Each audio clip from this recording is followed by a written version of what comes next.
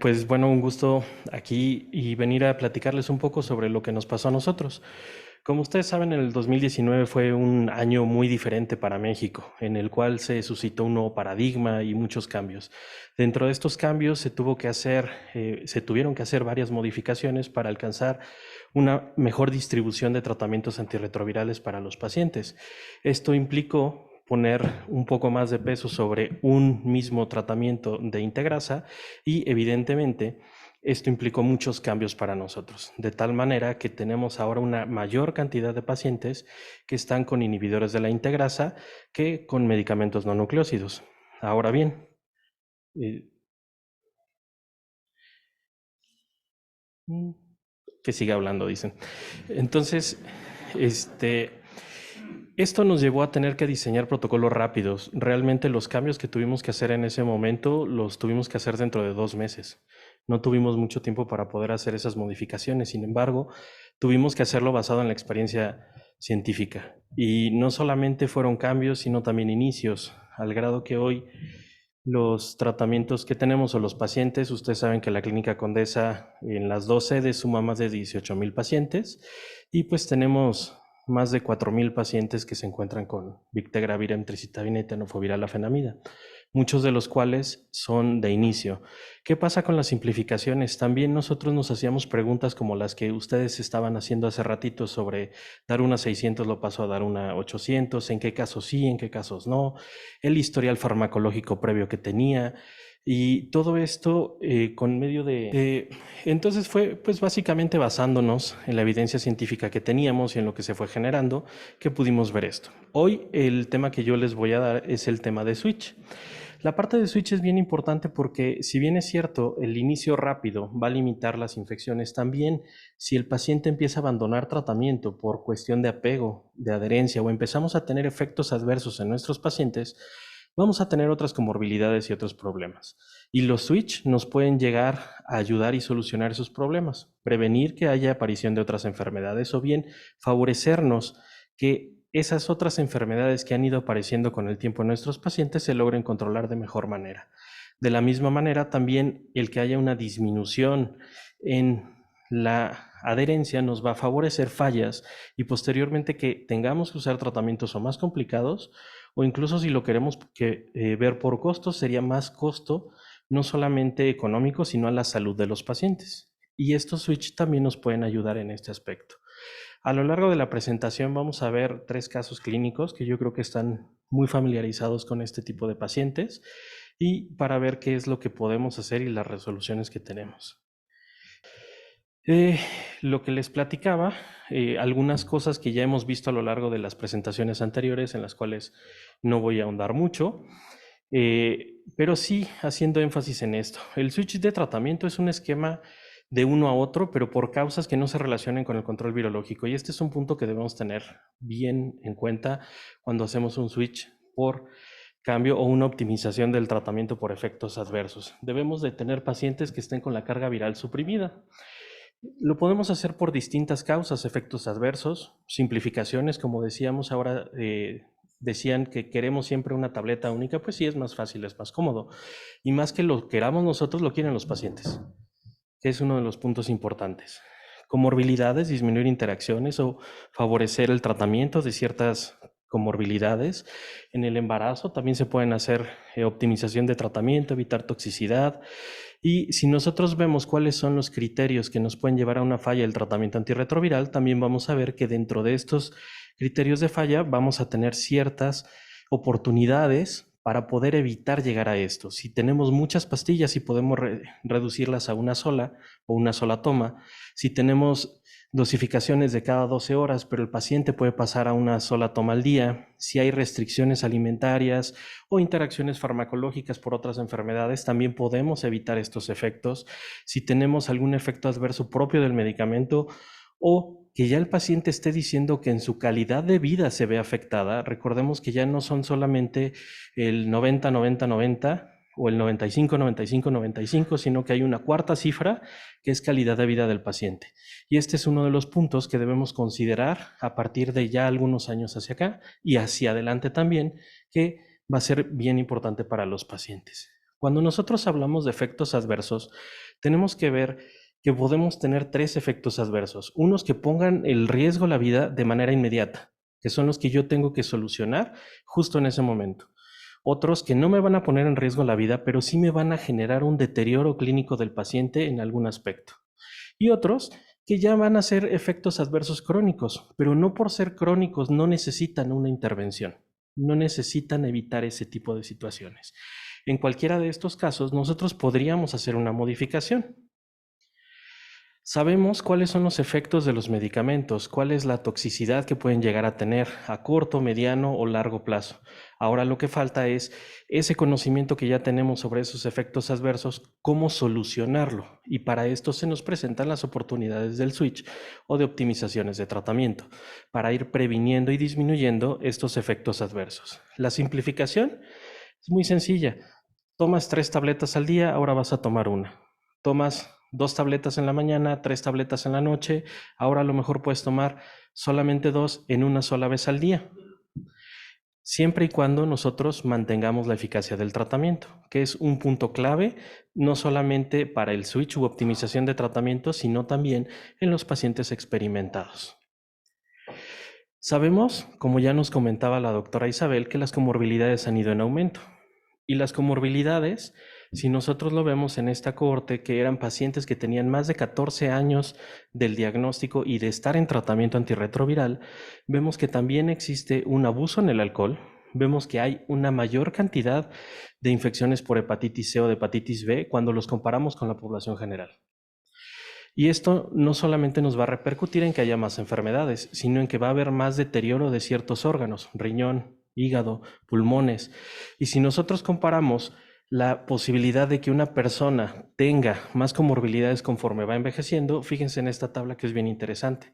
Cuando se compara la población que vive con VIH con la población que no vive con VIH, aún así tiene más enfermedades las personas que viven con VIH que los que no. Y esto ya no es hablando propiamente de un efecto directo del virus, sino de otras comorbilidades que van desarrollando, que pueden estar favorecidas por efectos de los medicamentos. Hay muchos estudios que se han hecho para switch en pacientes indetectables y de estos tenemos muchas combinaciones de inhibidores de proteasa a inhibidores de integrasa, de inhibidores de integrasa a inhibidores de integrasa, de no nucleósidos a inhibidores de integrasa, pero siempre es manteniendo dos preceptos: mantener la eficacia y disminuir los efectos adversos relacionados a los medicamentos. ¿Qué es lo que dicen las guías clínicas? Aquí tomé, por ejemplo, las guías de Colombia, ¿no? Siendo que era la primera vez que vengo por acá, dije, pues vamos a poner qué es lo que nos comentan las guías colombianas.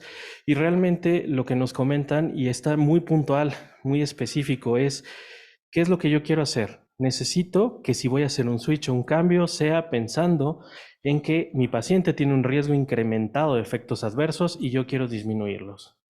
Son recomendaciones que están basadas en distintos estudios clínicos, siempre van a ser para disminuir impactos en los efectos adversos de los pacientes. Incluso tienen ahí 2 tablitas en la cual viene el efecto adverso que pueden presentar el paciente y las sugerencias que se hace para contrarrestar ese efecto adverso.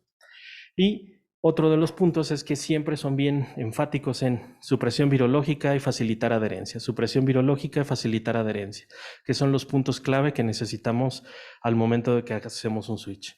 Les voy a compartir 3 casos clínicos que son pacientes reales, solo con nombres no reales.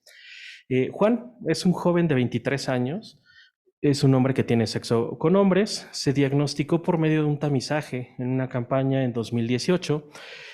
Nunca ha tenido infecciones oportunistas, ni al diagnóstico ni a lo largo de estos 4 años. La carga viral inicial más de 200,000 copias, los CD4 iniciales por arriba de 300, negativo para sífilis y para hepatitis B.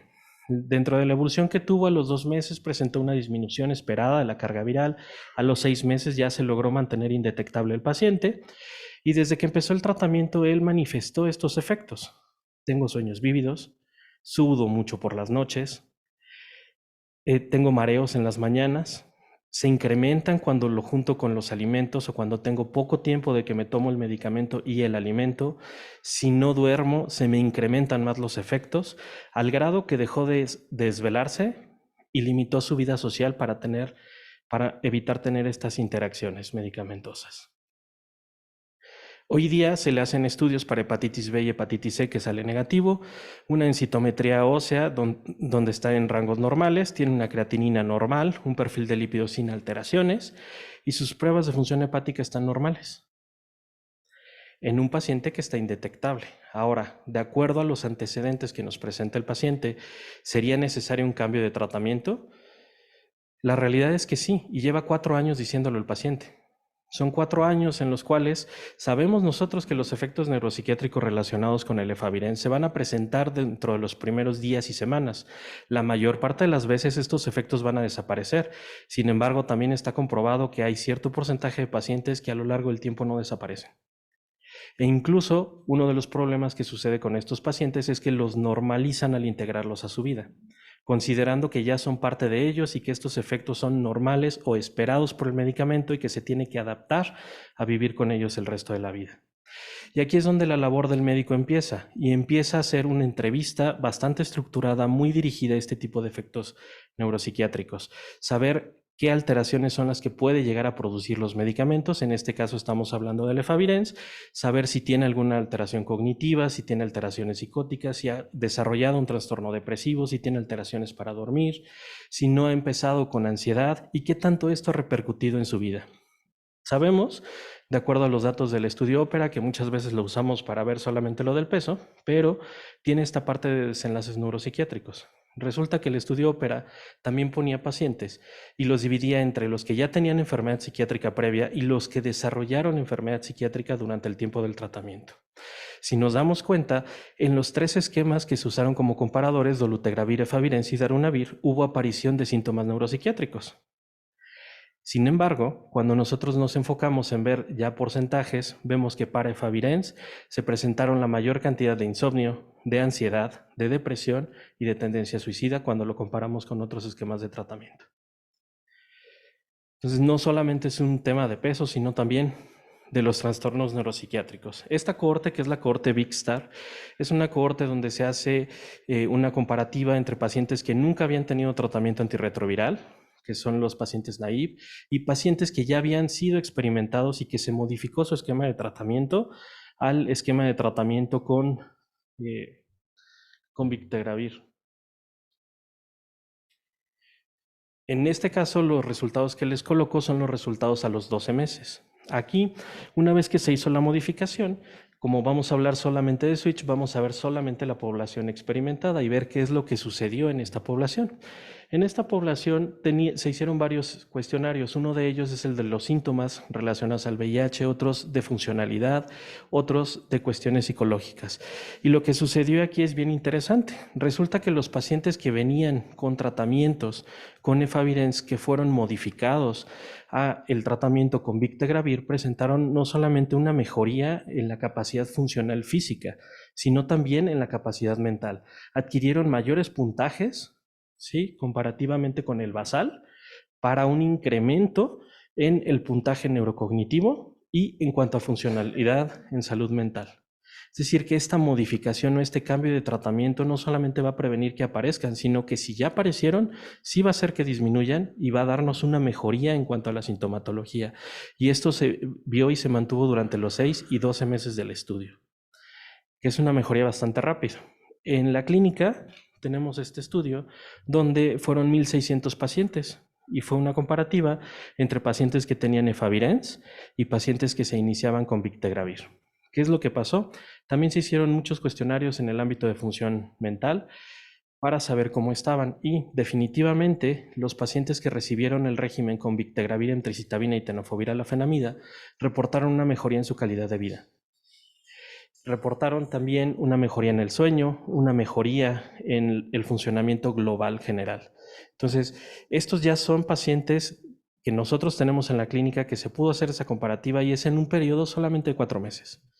Y en 4 meses se puede ver esta mejoría en cuanto a calidad de salud mental y en cuanto a calidad de sueño y disminución y ausencia de los efectos negativos del antirretroviral. ¿Qué es lo que pasó con Juan? Definitivamente requiere un cambio por efectos neuropsiquiátricos. Aquí uno de los puntos importantes es si mi efecto secundario no mejoró con los cambios, como separarlo de la alimentación, pues entonces no seguir con eso, hacer la modificación y cambiar el régimen de tratamiento. Hay ciertos puntos que siempre tenemos que revisar antes de hacer las modificaciones. El primero, revisar el historial de tratamiento. Afortunadamente, Juan era su primer esquema de tratamiento y podíamos hacer una simplificación fácil. Esto con la finalidad de mantener la supresión viral. El cambio debe ser pensando en cuál de los medicamentos que tiene mi paciente me está generando el efecto adverso. En este caso, que es efavirenz, pues lo que más nos interesa es la modificación del efavirenz a otro régimen de tratamiento. Siempre hay que pensar que tenemos que ir de menor barrera a mayor barrera genética, no al revés, ya que eso nos puede favorecer o condicionar fallas. También debemos de pensar que si mi paciente tiene alguna otra enfermedad, yo tengo que evitar esas interacciones medicamentosas, porque ahora el momento de inicio del paciente va a ser distinto por otras enfermedades. La educación al paciente sobre la adherencia es fundamental. Muchas veces los pacientes se empiezan a sentir mejor y empiezan a tener ciertos problemas de adherencia con los tratamientos, que es otra parte que hay que considerar. ¿Qué opciones tenemos de tratamiento para el efavirenz? Podemos hacer un cambio dentro de la misma clase, ripivirina, doravirina. El problema es que no mejoraríamos mucho esa barrera genética. Podemos hacer un cambio a una dosis que sean 2 tabletas, sí, pero siempre hay que preferir que sea una sola tableta si se puede. Podemos hacer un cambio a otra clase farmacológica, los inhibidores de integrasa, por ejemplo, y a una mayor barrera genética. También, si ya vamos a hacer una modificación y optimización del tratamiento, ¿por qué lo dejamos con un medicamento que eventualmente puede generar daño renal y descalcificación? Es decir, también pensar en prevenir ese efecto de tenofovir y modificarlo a tenofovir alafenamida. Este segundo caso es un paciente de 35 años, es empleado federal, y aquí el problema que tenemos con él es que consume varias sustancias, metanfetaminas, que hoy día en México está muy de moda el cristal, la cocaína, nitrilos, el alcohol. Se diagnosticó en 2018. El diagnóstico fue porque su pareja falleció por una reconstitución inmunológica por hepatitis por CMV. El paciente en ese momento tenía más de 3 millones de carga viral y unos CD4 mayores a 500.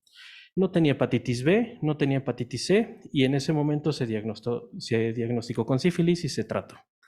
¿Qué pasó con el paciente? Se negó a tomar tratamiento durante un año. A lo largo de este año, él decidió que no lo iba a tomar.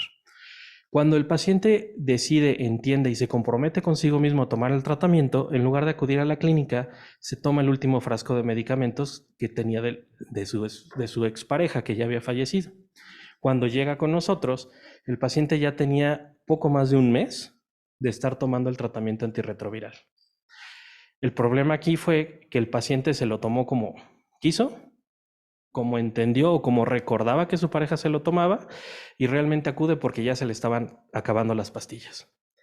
Al momento que acude con nosotros, tiene una carga viral de 135 copias, tiene 678 CD4, se le da la continuidad con el tratamiento. Esto ya fue a lo largo de casi 2019, principios del 20.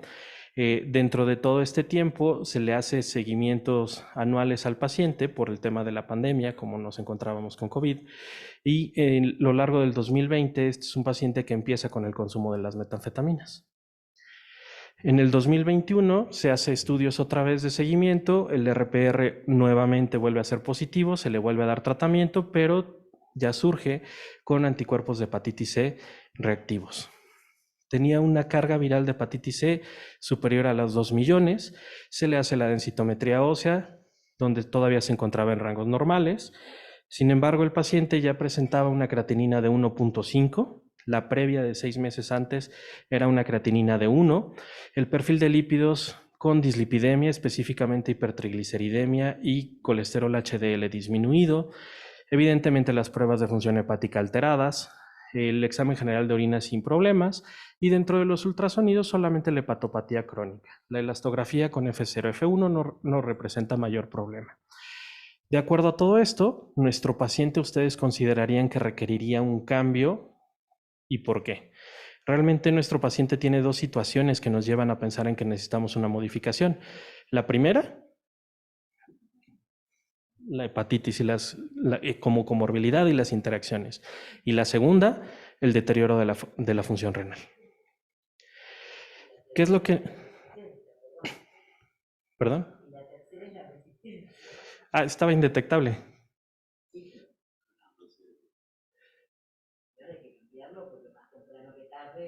Falla. Así es.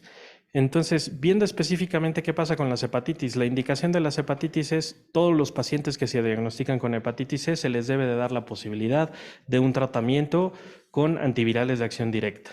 Ya no pensando en el interferón ribavirina, sino en algo que sea eficaz. Sabemos por los estudios clínicos que la tasa de cura en los pacientes con VIH y hepatitis C es muy similar a la tasa de pacientes no coinfectados con VIH.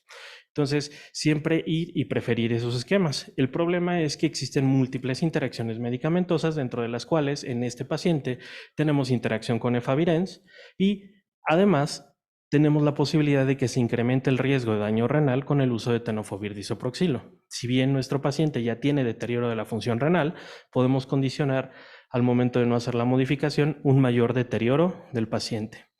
Se decide que, tomando en consideración las interacciones medicamentosas y la comorbilidad que tiene el paciente, hacer la modificación. ¿Para qué? Para prevenir interacciones con los antivirales de acción directa, para evitar el mayor deterioro de la función renal, e incluso podría haber en este paciente que todavía no tiene daños crónicos en el ultrasonido renal, una mejoría de esa función renal al quitar un factor que la está deteriorando. Favorecer la adherencia, y esto en el contexto del abuso de drogas, ¿ok? ¿Por qué? Este es un paciente que tiene múltiples consumos de drogas, metanfetaminas, cocaína, y es un paciente que tiene que ser vinculado a un programa de reducción de daños o a un programa de desintoxicación. Si no, nos va a condicionar una falla o incluso una reinfección de hepatitis C posteriormente, que eso también es importante considerarlo en puntos futuros. Siempre revisar los puntos que ya habíamos mencionado en la parte anterior para mantener la supresión viral, evitar nuevas interacciones, mantener la mejor barrera genética, favorecer la adherencia del paciente. ¿Qué opciones tenemos de cambio de este paciente? Si consideramos solamente el efavirenz, podemos cambiar a una integrasa o a dar una cobicistat, que es una presentación de una sola tableta y que ambos no tienen interacciones con el medicamento el antiviral de acción directa. Considerando el tenofovir disoproxilo, lo podemos modificar a TAF o a abacavir. ¿Qué es mejor? Pues un régimen que incluya todo en una sola tableta. Por último, el caso de Susana. Susana es una mujer de 55 años, ella ya es posmenopáusica, tiene dislipidemia, tiene sobrepeso y tiene un índice tabáquico de 12. Se diagnosticó a los 30 años porque su bebé se enfermaba mucho durante el primer mes de vida, incluso requirió hospitalización. Se hace el diagnóstico del bebé y entonces se diagnostica a ella. Desde ese momento ella inicia tratamiento. En ese momento ella también contaba con una coinfección con tuberculosis, se trató, se curó, aparentemente no tiene secuelas. Al inicio del tratamiento ella contaba con una carga viral de 135,000 copias y 46 CD4. Esto ya tiene 25 años que ella está en tratamiento antirretroviral. Hoy día está con un tratamiento de efavirenz, emtricitabina y tenofovir disoproxilo. Fue una paciente que desde el inicio se mantuvo adherente al tratamiento. La única exposición previa que ella tiene de antirretrovirales es acidobudina, lamivudina y efavirenz. En 2010 se simplificó el tratamiento por comodidad para la paciente, para que estuviera con una sola tableta. Desde entonces a la paciente no se le ha ofrecido una nueva modificación del tratamiento y se ha mantenido con este tratamiento de efavirenz durante más de 12 años. Se mantiene indetectable con una cuenta de CD4 de 450 y realmente no ha presentado ninguna complicación relacionada al VIH, ni al menos ella lo ha reportado como tal. Se refiere a sintomática en todos los rubros. Cada vez que se le pregunta ¿cómo te sientes? Me siento bien. Eso es lo que nos comenta la paciente. Se le hacen estudios de seguimiento a la paciente, hepatitis B, hepatitis C negativo, pero ya tenemos una densitometría con un cuello femoral con menos de 0.7 y en columna con menos 1.9. Su función renal está con una creatinina de 1.1, los triglicéridos 345, el colesterol HDL en 40, el colesterol LDL en 167. Recordemos que además tiene sobrepeso, entonces es una paciente que es una paciente metabólica completa. Su mastografía y la citología cervicovaginal están normales o lo esperado para la edad. Al igual que en el paciente anterior, nos hacemos la misma pregunta. ¿Requiere una modificación del tratamiento esta paciente que está sintomática? Sí. ¿Qué es lo que sucede con los pacientes que van desarrollando comorbilidades? Los pacientes que van desarrollando comorbilidades puede ser o efecto directo del virus, y esto es en los que todavía no reciben tratamiento o que apenas acaban de recibir tratamiento, o relacionados al tratamiento antirretroviral que les estemos dando, o incluso que sean relacionados a la edad del paciente. Los pacientes van a envejecer y si papá, mamá, tíos, abuelos, primos son diabéticos, el paciente va a tener diabetes. Y entonces, esas son enfermedades que van a ir surgiendo que debemos de ir pensando en que ellas van a aparecer y que debemos considerar interacciones que pueda haber y cómo beneficiar a los pacientes. ¿Qué es lo que podemos hacer nosotros? Si es un paciente que no tiene tratamiento, iniciar tratamiento. Si es un paciente que ya tiene tratamiento, pero derivado del tratamiento antirretroviral está presentando efectos adversos, modificar ese esquema de tratamiento. Si es un paciente que tiene síndrome metabólico, como lo estamos viendo en nuestro paciente, entonces ir directamente a tratar ese síndrome metabólico. Un mejor control de glucosa, un mejor control de triglicéridos, un mejor control del peso. Hay muchos estudios que se han hecho para cambio, como lo veíamos al principio, pero ¿qué pasa con la población mayor? ¿Qué pasa con el adulto que ya está llegando a los 60 o tiene más de 65 años? Este estudio, que es el 4449, es un estudio que se hizo en pacientes de más de 65 años que se encontraban en supresión virológica, justamente para disminuir efectos adversos y ver qué interacciones eran los que tenían. Dentro de este estudio lo que vemos es que se incluye un 13% de mujeres, es una cantidad pequeña que tiene este estudio, sin embargo, pues ya están, y lo que vemos es que más del 50% de los pacientes tenía enfermedades cardiovasculares o metabólicas, y además de otras enfermedades que ya pueden ir siendo propias de la edad. ¿Qué es lo que sucedió? Si nosotros vemos la parte que nos comentaba hace rato la doctora Isabel respecto al peso, pues vemos que en esta población que se está haciendo el switch realmente no hay un impacto en este tema del peso. Realmente en este tema del peso podemos ver en la gráfica de cambio de peso que lo más que llega a ver en promedio es 1 kilo y luego vuelve a mantenerse, y al término de este estudio, que son 72 semanas, el incremento de peso es de 0.1. Son pacientes que tienen ya esta parte muy estable, ¿no? A diferencia de los pacientes que se acaba de iniciar el tratamiento antirretroviral. Durante este estudio hubo 2 defunciones, ninguna tuvo que ver con el medicamento. Una fue por una neumonía por COVID-19 y la otra un paciente de 72 años que se suicidó. Son pacientes de más de 65 años, todos estos. El cambio es eficaz y la disminución de efectos adversos también se va a ver. Y no solamente en eso, sino que aquí ya son lo que el paciente reporta, los PROs, los Patient Related Outcomes. Y aquí ya lo que vamos a ver es qué es lo que dicen los pacientes con el cambio de tratamiento. Pues bien, si vemos que en los estudios clínicos nos decían que hay incrementos de peso de 3.6 kilos, de 1.1 kilos, realmente, ¿qué es lo que está pasando con los pacientes?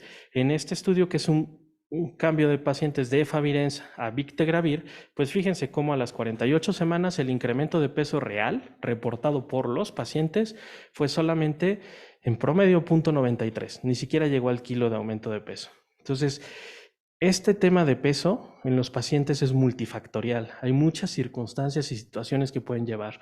Y la verdad es que en los últimos 3 años, al menos en nuestro país, la mayor parte de la gente ha estado encerrada, no hace ejercicio y come de todo, y por ansiedad come más.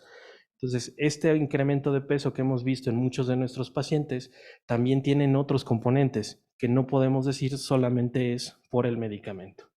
En cuanto a la densidad mineral ósea y el tratamiento antirretroviral, fíjense en estas gráficas que les seleccioné. Las mujeres posmenopáusicas tienen más riesgo del deterioro, pero también lo que han encontrado es que los pacientes que inician con tenofovir disoproxilo, su deterioro es más rápido y es antes que en los pacientes que inician cualquier otro tipo de tratamiento antirretroviral. Y esto no es algo que mejore con el tiempo, sino que se mantiene como una constante. Incluso los suizos tienen este algoritmo que está propuesto por la Asociación Suiza contra la Osteoporosis, donde ellos sí sugieren que en todos aquellos pacientes que van a iniciar antirretroviral no se usa el tenofovir disoproxilo como primera opción. Si tiene un régimen que incluye el tenofovir disoproxilo, modificarlo o hacer un switch para uno que no lo tenga, para evitar este tipo de situaciones. en los casos de las mujeres posmenopáusicas, vincularlas también al tratamiento de la tensión para la osteoporosis. ¿Qué es lo que se hizo en esta paciente? Pues bueno, esta paciente tiene muchísimas comorbilidades, algunas existentes y otras que podemos prevenir, como la evolución de una osteopenia a una osteoporosis. Se pueden hacer modificaciones. ¿Qué modificaciones? Tenofovir disoproxilo se tiene que ir. Podemos usar tenofovir alafenamida. Quisiéramos usar abacavir, la verdad no, porque también es una paciente que tiene ya dislipidemia y es mayor de 40 años. Otra clase farmacológica, definitivamente una que no tenga efecto sobre los lípidos. Como ya nos habían mencionado, pues podemos usar los inhibidores de la integrasa, mejor barrera genética y el uso de tenofovir alafenamida. Y por último, nada más comentarles, la paciente se acuerdan que decía que es asintomática en la parte neuropsiquiátrica, pero ¿de verdad lo es? ¿De verdad hicimos las preguntas correctas para saber que es asintomática? En CROI de este año se presentaron un par de estudios, este es uno de ellos, donde justamente las mujeres con consumo de Favirenz presentan un mayor deterioro en la calidad de sueño. Y esta calidad de sueño no solamente está mediada porque tengan pesadillas, sino porque son periodos más cortos de sueño y que no descansan. Este estudio, que también es de PROs, que de hecho ya lo habíamos mencionado previamente, también demostró que las pacientes que estaban con Efavirenz, que se habían cambiado a Victegravir, mejoró su calidad de sueño, mejoró el tiempo de sueño y mejoró funcionalmente el estado de la paciente. Entonces también habría que preguntar de manera muy dirigida por efectos que ella ya incluyó dentro de su vida como normales. Y pues ya terminando, hay múltiples oportunidades de optimización del tratamiento, siempre buscando el beneficio para el paciente. Hay evidencia suficiente para poder hacer estas simplificaciones y optimizaciones, y la optimización del tratamiento tiene un efecto muy positivo en la calidad de vida. Muchas veces no solo lo mantiene, sino que lo puede mejorar. Y hay que recordar que también tenemos ese cuarto 95 hoy día. Muchas gracias.